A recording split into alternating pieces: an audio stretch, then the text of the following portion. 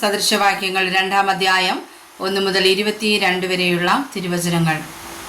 മകനെ, ജ്ഞാനത്തിന് ചെവി കൊടുക്കുകയും ബോധത്തിന് നിന്റെ ഹൃദയം ചായ്ക്കുകയും ചെയ്യേണ്ടതിന് എൻ്റെ വചനങ്ങളെ കൈക്കൊണ്ട് എൻ്റെ കൽപ്പനകളെ നിന്റെ ഉള്ളിൽ സംഗ്രഹിച്ചാൽ നീ ബോധത്തിനായി വിളിച്ച് വിവേകത്തിനായി ശബ്ദമുയർത്തുന്നുവെങ്കിൽ, അതിനെ വെള്ളിയെപ്പോലെ അന്വേഷിച്ച് നിക്ഷേപങ്ങളെപ്പോലെ തിരയുന്നുവെങ്കിൽ, നീ യഹോവ ഭക്തി ഗ്രഹിക്കുകയും ദൈവപരിജ്ഞാനം കണ്ടെത്തുകയും ചെയ്യും. യഹോവയല്ലോ ജ്ഞാനം നൽകുന്നത്. അവൻ്റെ വായിൽ നിന്ന് പരിജ്ഞാനവും വിവേകവും വരുന്നു. അവൻ നേരുള്ളവർക്ക് രക്ഷ സംഗ്രഹിച്ചു വെക്കുന്നു. നിഷ്കളങ്കമായി നടക്കുന്നവർക്ക് അവൻ ഒരു പരിച തന്നെ. അവൻ ന്യായത്തിൻ്റെ പാതകളെ കാക്കുന്നു, തൻ്റെ വിശുദ്ധന്മാരുടെ വഴിയെ സൂക്ഷിക്കുന്നു.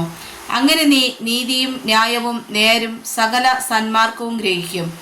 ജ്ഞാനം നിന്റെ ഹൃദയത്തിൽ പ്രവേശിക്കും, പരിജ്ഞാനം നിന്റെ മനസ്സിനിമ്പമായിരിക്കും. വകതിരിവ് നിന്നെ കാക്കും, വിവേകം നിന്നെ സൂക്ഷിക്കും. അത് നിന്നെ ദുഷ്ടന്റെ കയ്യിൽ നിന്നും വികടം പറയുന്നവരുടെ കൂട്ടത്തിൽ നിന്നും വിടുവിക്കും. അവർ ഇരുട്ടുള്ള വഴികളിൽ നടക്കേണ്ടതിന് നേരെയുള്ള പാത വിട്ടുകളയുകയും ദോഷപ്രവൃത്തിയിൽ സന്തോഷിക്കുകയും ദുഷ്ടന്റെ വികടങ്ങളിൽ ആനന്ദിക്കുകയും ചെയ്യുന്നു. അവർ വളഞ്ഞ വഴിക്ക് പോകുന്നവരും ചൊവ്വല്ലാത്ത പാതയിൽ നടക്കുന്നവരുമാകുന്നു. അത് നിന്നെ പരസ്ത്രീയുടെ കയ്യിൽ നിന്നും ചക്കരവാക്ക് പറയുന്ന അന്യസ്ത്രീയുടെ വശത്തു നിന്നും വിടുവിക്കും.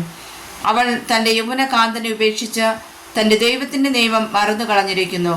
അവളുടെ വീട് മരണത്തിലേക്കും അവളുടെ പാതകൾ പ്രേതന്മാരുടെ അടുക്കലേക്കും ചാഞ്ഞിരിക്കുന്നു. അവളുടെ അടുക്കൽ ചെല്ലുന്ന ഒരുത്തനും മടങ്ങി വരുന്നില്ല, ജീവന്റെ പാതകളെ പ്രാപിക്കുന്നതുമില്ല. അതുകൊണ്ട് നീ സജ്ജനത്തിന്റെ വഴിയിൽ നടന്ന് നീതിമാന്മാരുടെ പാതകളെ പ്രമാണിച്ചു കൊള്ളുക. നേരുള്ളവർ ദേശത്ത് വസിക്കും, നിഷ്കളങ്കന്മാർ അതിൽ ശേഷിച്ചിരിക്കും. എന്നാൽ ദുഷ്ടന്മാർ ദേശത്ത് നിന്ന് ഛേദിക്കപ്പെടും, ദ്രോഹികൾ അതിൽ നിന്ന് നിർമൂലമാകും. വായിച്ചതായ തിരുവചനങ്ങളാൽ കർത്താവ് നമ്മെ അനുഗ്രഹിക്കുമാറാകട്ടെ. ആമേൻ.